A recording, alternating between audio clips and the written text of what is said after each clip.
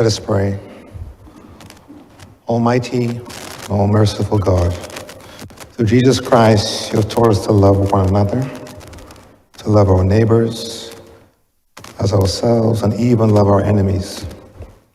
Where there's violence and fear, let the peace and hope of Christ rule in our hearts, so we may not be overcome with evil, but overcome evil with good. Establish among us the values of your kingdom, where truth reigns and justice is done. We put the intentions of our prayers into actions by the way we live. So, Lord God, what we know not, teach us. What we have not, give us. And what we are not, make us. Through Jesus Christ our Lord. Amen. Let's say the Lord's Prayer. Our Father, who art in heaven, hallowed be thy name. Thy kingdom come. Thy will be done on earth as it is in heaven. Give us this day our daily bread, and forgive us our trespasses, as we forgive those that trespass against us. And lead us not into temptation, but deliver us from evil. For thine is the kingdom, the power, and the glory, forever and ever. Amen.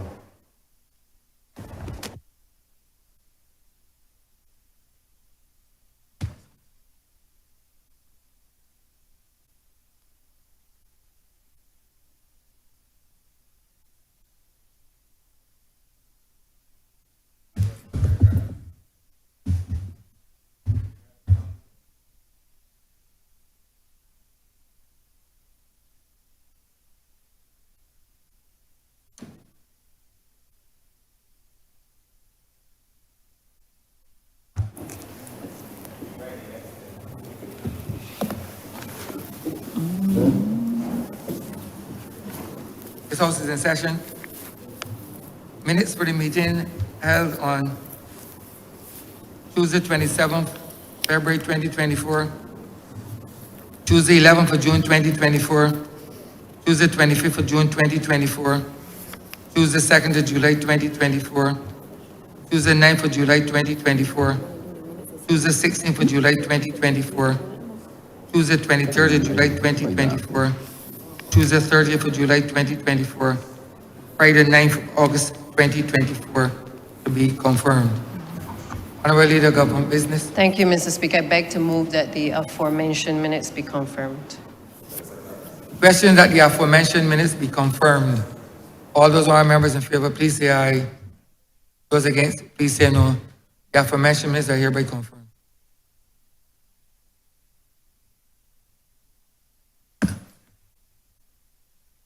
Could we all stand for a minute silence in memory of A.M. Maisie Barkovitz, please?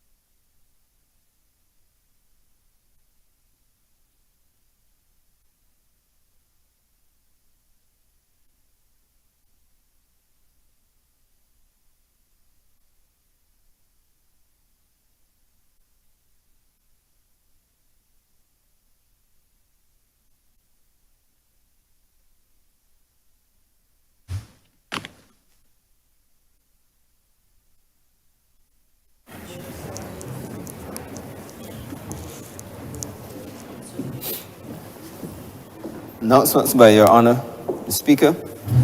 Messages from Her Excellency the President. I am in receipt of message dated 9th August 2024. Dear Mr. Speaker, I wish to inform that I shall be away from office during the periods 11th to 22nd of August 2024 and 25th to 31st of August 2024 on vacation leave. In accordance with provisions of Section 33 of the Constitution, the Very Reverend Dr. Jeffrey Douglas Gibson will perform the functions of the office of President during my absence. As the Honourable, the House of Assembly will not be meeting prior to the start of my vacation leave, it will not be possible for the usual formal messages to be sent to your chamber. Will you therefore please bring my absence formally to the attention of the Honourable, the House of Assembly, when next it meets? Yours faithfully, President. And also in receipt of message 4th of September 2024. Dear Mr. Speaker, I wish to inform the Honourable, the House of Assembly that the President, Her Excellency, the Most Honourable Dame Sandra Mason, FB, GCMG, DASC, LLD, has extended her vacation leave from 1st to 7th September 2024. In accordance with the provisions of Section 33 of the Constitution, I have taken the necessary oaths to perform the functions of the office of the President during Her Excellency's absence. As the Honourable, the House of Assembly is not meeting at this time, it will not be possible for the usual formal messages to be sent to your chamber. Will you therefore please bring the absence of Her Excellency formally to the attention of the Honourable, the House of Assembly, when next it meets? Yours faithfully, Acting President.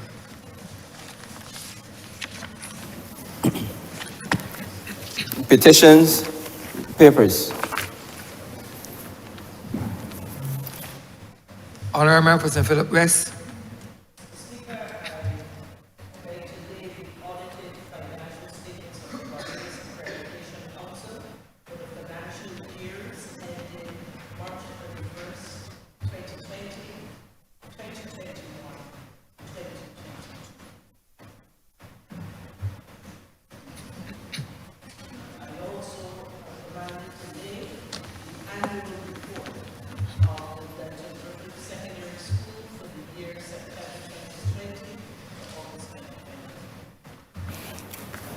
Government notices, private members' notices, notices of questions, reports from select committees, first readings of bills.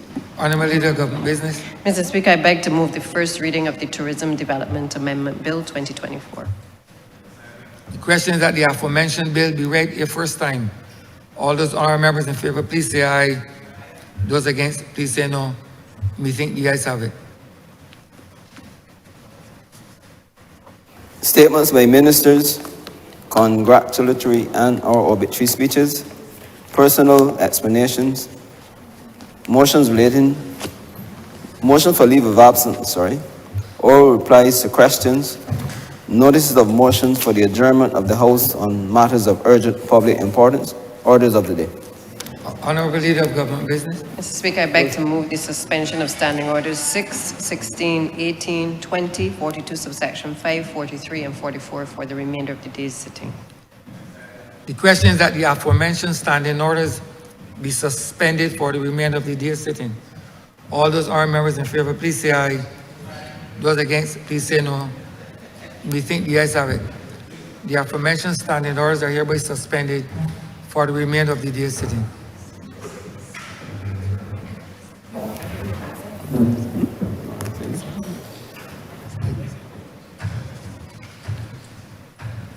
You message, you tell you spot the DPM?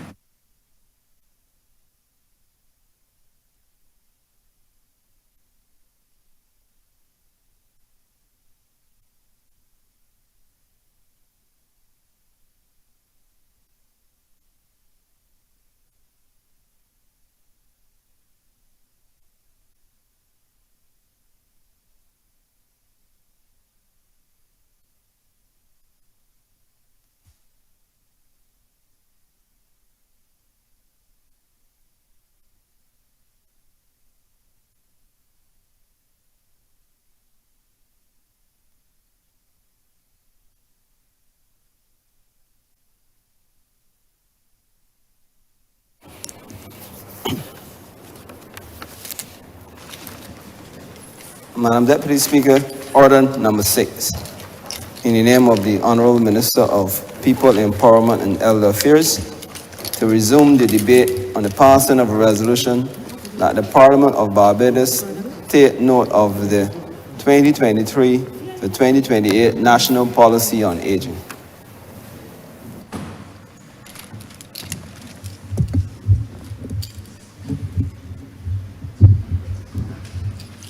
Good morning, honorable members. We wish to continue with the deliberations on order number 6 associated with the 2022 to 2023 policy on aging. Honorable member.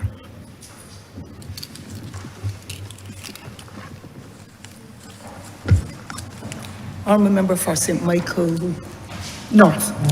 Thank you, Madam Deputy Speaker, and let me first start by welcoming back yourself, Madam Deputy Speaker, His Honor, the Speaker as well, and all parliamentary colleagues after our summer recess.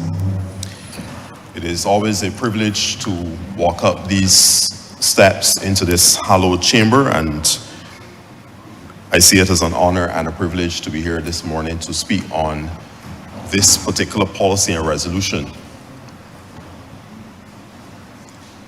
Before I start, Madam Deputy Speaker, I was supposed to seek the permission and approval of His Honor the Speaker and now yourself in the chair, but yesterday I would have attended the funeral of one of, I think, Barbados's leading champions, in particular relative to dementia and Alzheimer's, but I would say a champion relative to care of the elderly in general. And as I'm speaking about her in a positive sense, Madam Deputy Speaker, I crave your indulgence.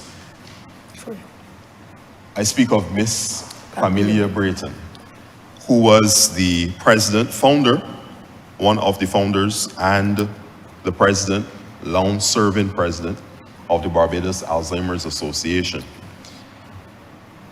Madam Deputy Speaker, I would have met Pamelia several years ago in being a young man seeking to serve my country in many different ways. I've had occasion to work with varying organizations, service organizations, and I would have reached out to Pamelia after hearing a presentation on Alzheimer's several years ago, and I would have inquired as to how I can best serve, how I can help, how I can lend my hand in support of the mission of the association. I found from my very first interaction with her that she was one of the most pleasant people that I had the pleasure of meeting. She was warm, she was encouraging, she was a fountain of wisdom and knowledge. She was sharing of her experience. She was willing to share gladly, without reservation. And just from that initial interaction with her, I felt comfortable that this was an organization that I would want to align myself with and would want to put my service and my efforts behind. And so I joined, and I served, therefore, with Pamelia for many years. As I said, there's no other word that could be used to describe her other than champion of the cause. Many setbacks, many distractions, many disappointments. She faced them all, and she braved them with tremendous fortitude and with tremendous strength.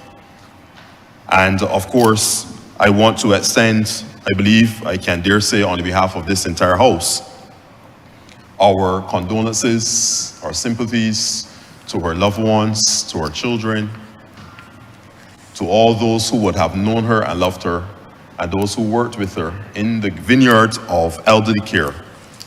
I believe that we have lost a champion, we have lost a stalwart, but I believe that the mission and the legacy will continue, and she has left a good wicket upon which we can all bat. So my condolences go out to all who knew and loved Miss Brayton. With that being said, I think it really ties in well with what we're discussing here today in terms of the national policy on aging. There's much that can be said relative to how our elderly, our older members of society are treated as productive, active members and contributing members of this land that we love called Barbados. The situation, Madam Deputy Speaker, is such that we have done an excellent job, not only Barbados, but across the world, in terms of preserving life. We have done a very phenomenal job, a stellar job of allowing people to live longer. This comes against a backdrop of times and periods in history where mortality amongst human beings was high. Persons were dying at very young ages. In fact, there are still some countries right now today in 2024 where the life expectancy is in its 30s. So we sometimes can take for granted the phenomenal work that has been done by successive administrations, governments here in Barbados that have enacted policies, that have enacted initiatives, that have taken courses of action, that have supported the ability of our people to live longer lives. Of course, one of that being the positive, the double side of that and the challenge that confronts us as a government, a progressive and forward-thinking government, a government that's looking down the road to 2050 and 2060 and 2100, is that we have to then think about how do we ensure that even as people do age and they live longer, that we ensure that they're living more active and healthy lives as they progress. And this is the challenge that is facing many organizations, from your multilateral organizations, from your various governments across the world. They're all tackling this balance between ensuring that we can provide a quality of care that allows our people to live longer, but also ensure that those services and that health care and that delivery of those services are such that persons can live better quality of life.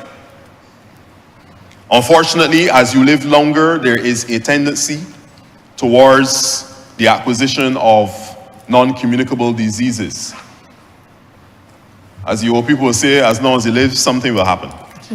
And, I speak to people on a daily basis, constituents, whoever. You come into contact with the general public and you engage with them and, you ask somebody how they're doing and they say, all right, all but the knee, all but the arthritis, all but the this and all but the that. It is a natural part, typically, of the aging process that the body will become a little less robust. It may become a little more frail. It is a natural part of the aging process, but I dare say, and I challenge us to understand in government and as leaders in our various fields of endeavor, that Alzheimer's is not a must because you are aging. It's not guaranteed because you're aging that you will get dementia. NCDs are also not a must because you're aging. Aging and NCDs does not go hand in hand. It is not automatically correlated, I should say, and linked. These things we take for granted, and we oftentimes say to ourselves that because the person gets old that they will get diabetes or they will get hypertension. That is not necessarily the case. I believe the statistics show us that 1 in 5 persons in our country suffer from hypertension. I think it's 1 in 3 that suffer from hypertension and 1 in 5 that suffer from diabetes. And these are 2 of the primary NCDs that plague our country, in addition then to cancer and of course chronic respiratory illness, etc. It is projected that worldwide 65 years and older persons within that category will grow to 1.5 billion people by 2050. By the year 2050, it is expected that 1.5 billion people on the face of the earth will be 65 years and older. There's also statistics that show that 75% of the deaths amongst persons who are 65 years and older are caused by non-communicable diseases. So therefore, all of this paints the picture and underscores why it is important for the minister and his team to have brought an update to this national policy on aging. It underscores, because the reality that we're facing as a country is that we are aging and we are aged. And with a decline or a slowing birth rate, and with persons living longer, you then create almost, I don't want to call it a perfect storm, but you create a challenge. Let me call it a challenge. You create a challenge where you have to now balance these two competing almost realities.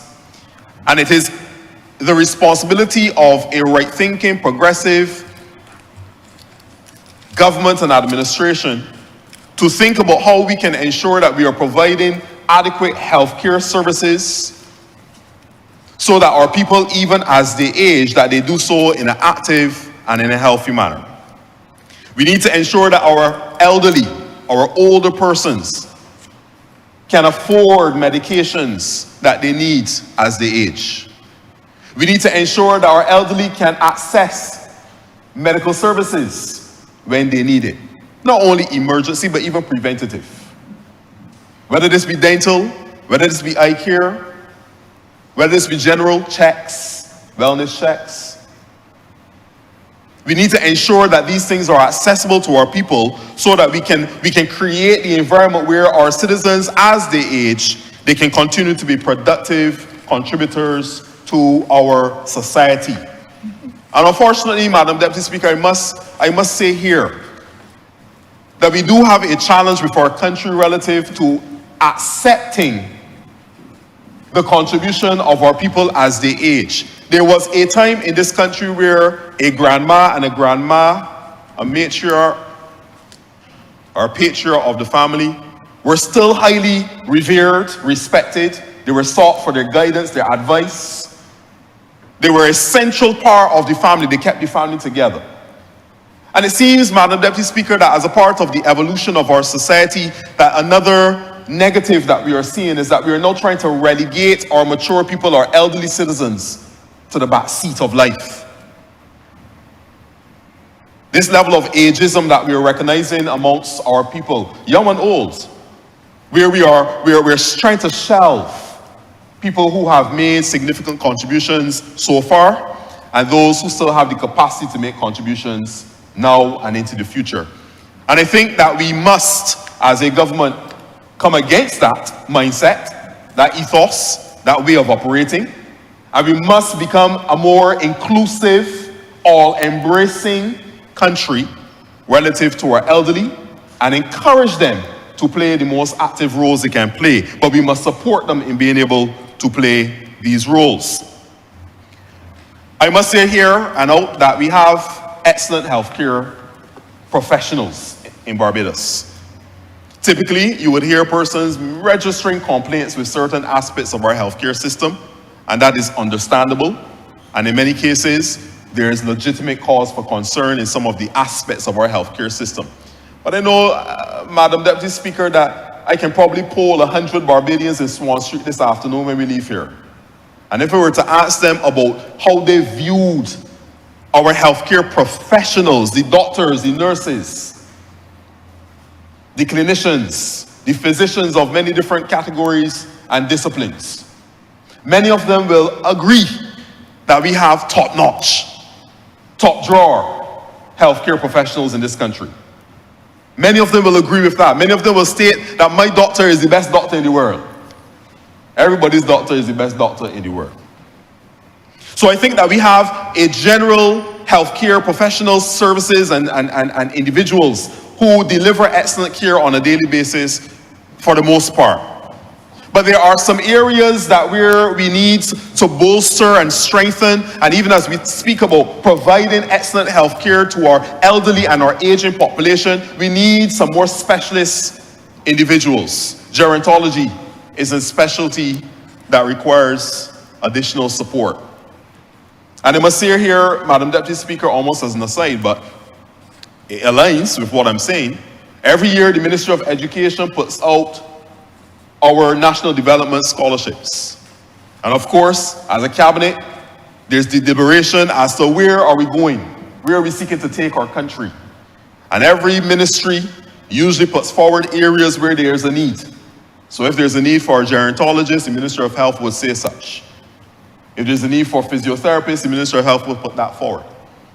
And then we advertise these national development scholarships, and we hope that our citizens would go forward and would take them up, because this is where we see the need for our national development. And I say here now that I want to encourage the people of Barbados, the young people of Barbados, as you're beginning to leave school and you're starting to open your mind as to the possibilities. Listen to what your government is asking for. Seek to pursue courses of action that will help us as a nation to develop. So when you hear and you get those opportunities to apply for these scholarships, don't just pass it off and say, I want to be a X or I want to be a Y. Give consideration to it, because you may be helping our nation in a significant way, in a way that really matters the most. Madam Deputy Speaker, the Minister of Health and Wellness has undertaken an approach to the delivery of health care that focuses on primary health care. We have placed greater emphasis on primary health care. And I would like to, at this time, just say that whilst people will focus on our tertiary healthcare institution, the Queen Elizabeth Hospital, and see it as the only part of healthcare, and they will use it to say healthcare in Barbados is not where it should be, I want to say that that is tertiary healthcare. That's a tertiary healthcare institution. Primary healthcare includes our polyclinics, your general practitioner, your general physician, who will see you in their office privately. And they will look at you and they will do their general checks on you and make sure that everything is where it should be, all your levels are where they're supposed to be, make sure that you're in generally good health. So as a strategy, the Ministry of Health and Wellness, led ably by our senior minister in the other place, has undertaken an approach to our healthcare delivery where we're focusing on primary healthcare. And one of the key underlying components of primary healthcare is prevention, more so than cure. We want to focus our people on preventing illness and preventing disease rather than curing disease. It is far more expensive, Madam Deputy Speaker, to cure some of the illnesses that our people face in this country. So we're trying to encourage our population with a focus, for example, on non-communicable diseases and the prevention thereof. We're trying to focus our people on how we can prevent the onset of illnesses and diseases that will cause morbidity, that will cause you to fall into illness and disease, that will then erode your quality of life. And Madam Deputy Speaker, I must urge our people to take their health seriously. We as a country depend on every single one of our citizens to make Barbados what it is. I come along hearing, Madam Deputy Speaker, that Barbados really doesn't have any natural resources, and this is indeed true to a large extent. We don't have enough that we can do anything with of any notable measure. But what we do have, and what has always been the boast of this little island, is our human resources. And that's a valuable resource. But as a valuable resource, we must protect it. And I therefore encourage our people, take your health seriously. It's as simple as even doing your annual checks. There are a lot of people, and I may be speaking more so to men today than women, because there is a trend amongst gentlemen that they will not go to a doctor unless they've fallen down, about to collapse. And I want to reverse that trend with every statement that I make, because we as men have a role to play in our society. And we cannot do it if we're in ill health. We cannot play our role in the best possible way. We cannot play our role in the best possible way if we're not managing and maintaining our health, Madam Deputy Speaker. So it can be as simple as just going to do an annual checkup. Check your vitals. See where your blood pressure is. See where your blood sugar is. Honourable Member for St. Andrew, and all of us. See where you are and where you stand so that you can make corrective and you can take corrective action. It doesn't matter what the news is, it is that you can then take that information and you can take corrective action and measures that would allow you to address the issue.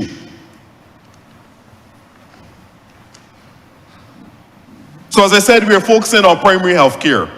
We want our elderly and our general population to get their eyes checked, get your teeth checked.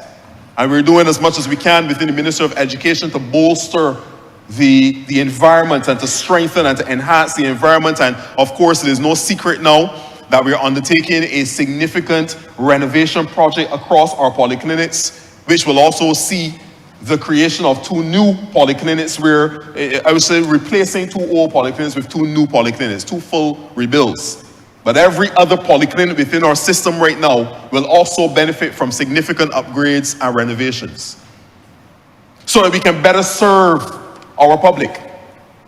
And since we're focusing on primary healthcare and community-based healthcare, where we're going into the communities, there was a time, Madam Deputy Speaker, where the community nurse was known by all. And the community nurse will come from house to house and make sure everybody's green card was checked and that the vaccinations were up to date, etc. And then there was also a relationship with the schools. So they would go down to the schools and they would check there as well. You had to carry your green. I remember carrying my green folded and dog-eared immunization cards and vaccination cards.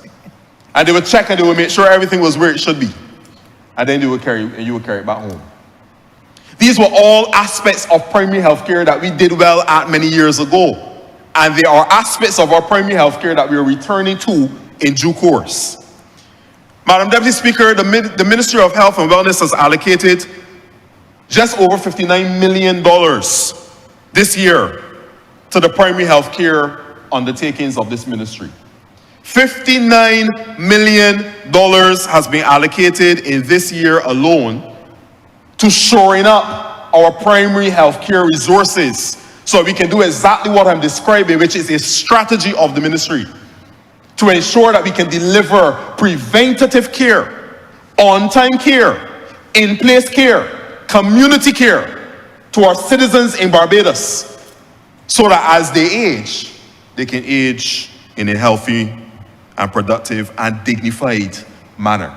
And as I say dignified, it reminds me again of Pamelia Brayton, a very dignified individual, and understood and was a champion asking for our older people to be treated with dignity, even when they had Alzheimer's and they were no longer who they used to be.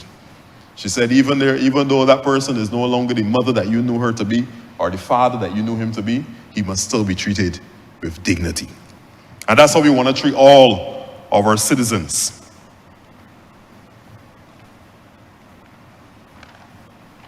So what are we doing to better support our aging, our aged society, and attacking these NCDs, non-communicable diseases? We have created a National NCD Commission, and this commission has been on the ground doing some very good work. Even up to last week, we had a concentrated engagement with our NGOs, our non-governmental organizations, and it was focused on NCDs and how we can all play a part strategically between the government, between civil society, between the private sector, how we can work together. And you will hear even more of these types of collaborations as we go forward and as announcements are made, because I believe that one of the driving forces behind effective execution of this strategy will be collaboration. Just like the National Policy on Aging speaks to a whole of government approach to ensuring that we provide social services to our aged, healthcare services to our aged, financial and economic resources and services to them as well that are accessible and affordable. All of what we do as a government has to support our thrust. So we've created the NCD Commission. And we want, as a commission and as a ministry, to focus on the determinants of NCDs. And I would reiterate these over and over again. 1, inadequate physical exercise and activity. Too many of our people, Madam Deputy Speaker, are sitting down on a daily basis. They're not as active. We, even within this hallowed place, spend a lot of time sitting down. In fact, it is said that sitting down is now one of the biggest underlying determinants of ill health. And it's up there with smoking. It's being ranked up there with smoking. Can you imagine, Madam Deputy Speaker, that just sitting down for the excessive lengths of time upon which we sit, and if you were to measure it, if you were to measure the amount of hours, the amount of minutes that we will spend in a seated position on a daily basis, it would scare us. But inadequate physical exercise and activity is one. Excessive use of alcohol. I put the word excessive in front of it because if I don't say excessive, some of my colleagues will probably tell me to sit down. If I just said use of alcohol, I will probably get shouted out of here. So I have to make sure I qualify excessive use of alcohol, which continues to be and has already been established as one of the determinants of ill health as well, causing issues with with your liver and kidneys, and sometimes also being linked to many cancers. Diets, of course, that are high in sodium and sugar. We consume too much salt, we consume too much sugar as a society. It's almost a part of our cultural DNA, Madam Deputy Speaker, and we need to reverse that trend. And we need to reverse it not only at the level of our mature citizens and our aging, but we also need to reverse it, and many of our strategies are now targeting our youth. And we're working with many of our partners to ensure that there is a healthy campaign to improve the knowledge and the awareness amongst our younger members of society, our primary school students in particular, and then our secondary school students. And that's why we have supported strongly. We have continued to be an avid partner and strategic partner with the Ministry of Education relative to the rollout of the school nutrition policy to ensure that our young people have the best possible information at hand so that their palates, so that their way of approaching their diets and their way of approaching life in general is tailored in a way that works. And of course, at a lesser extent here in the Barbados context, tobacco use. That is also one of the determinants of NCDs. And we know that that is linked for sure to many cancers. We have also established a health promotion unit.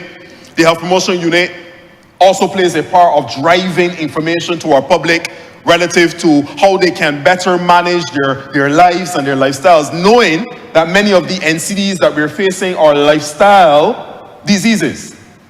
And with adjustments to your lifestyle, with adjustments to your diet, with adjustments to your sleeping patterns, your rest patterns, your water intake, your physical activity, with adjustments there too, you can actually stave off, and in some cases, reverse many of these NCDs.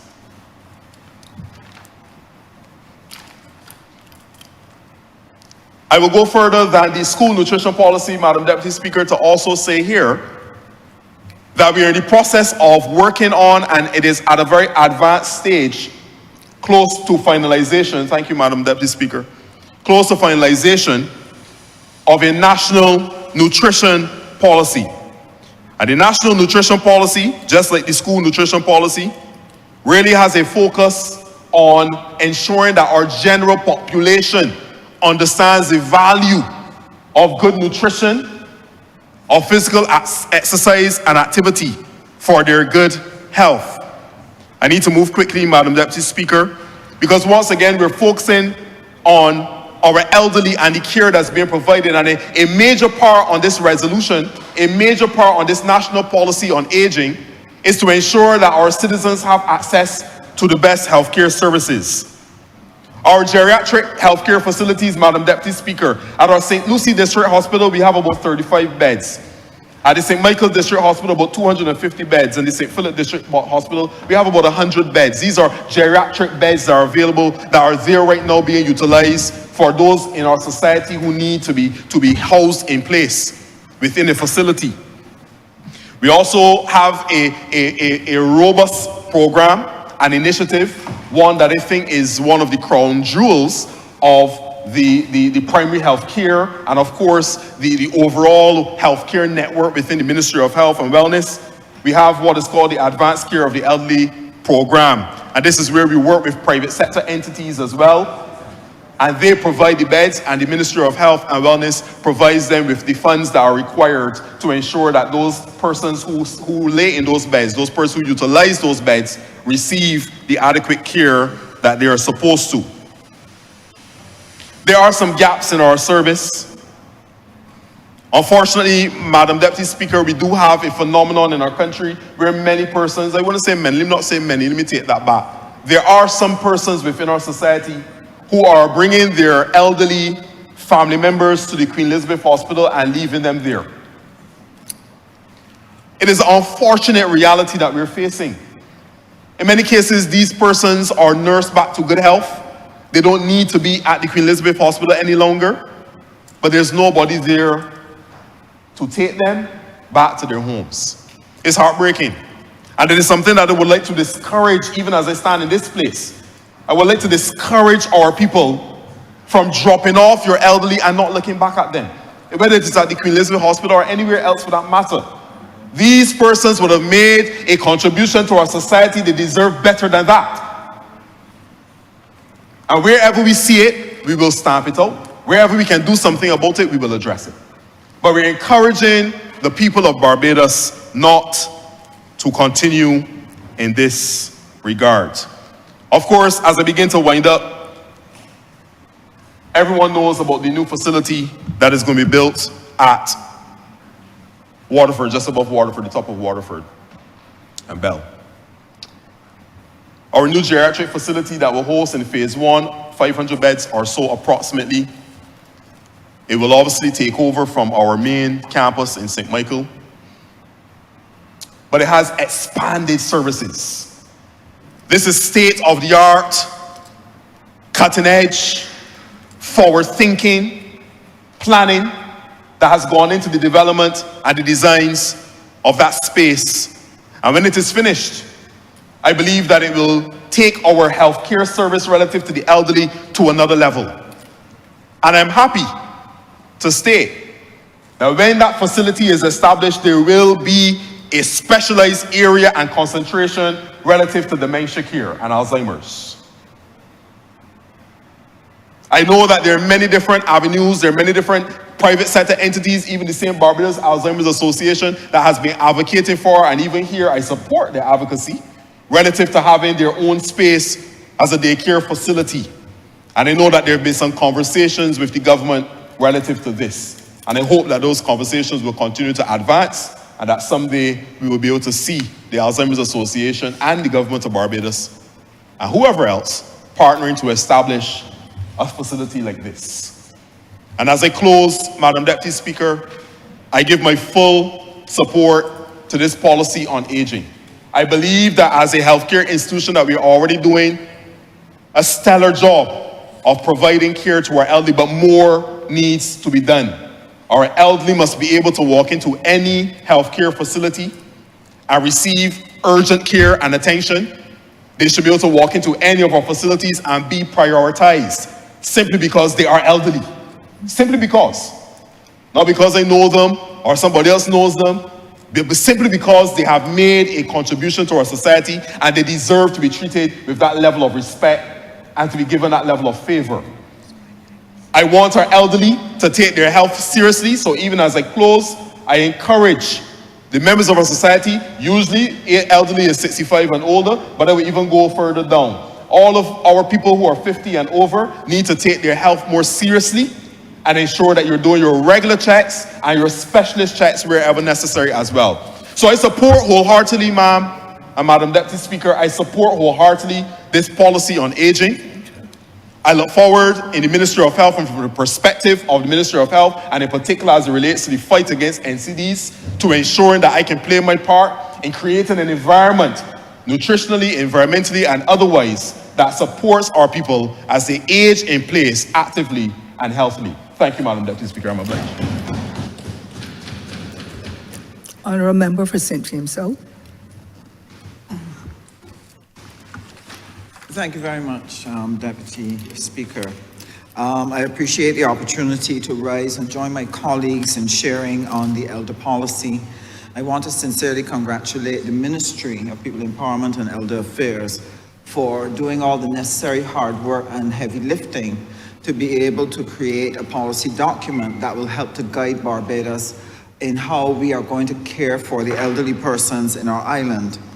Because Barbados is the only home that they have, is the only home that we have, and all of us in this chamber and all of us in this society will eventually be old. And therefore this elder policy program is absolutely important for everyone to focus on because it will affect all of us. And if we're going to be building a republic, if we're going to be building a nation that is going to take care of all of its citizens from the cradle all the way to their old age, then we have to pay attention to how we coordinate and manage the services, how we do our policy in the other ministries that help to support the population to ensure that everyone is taken care of.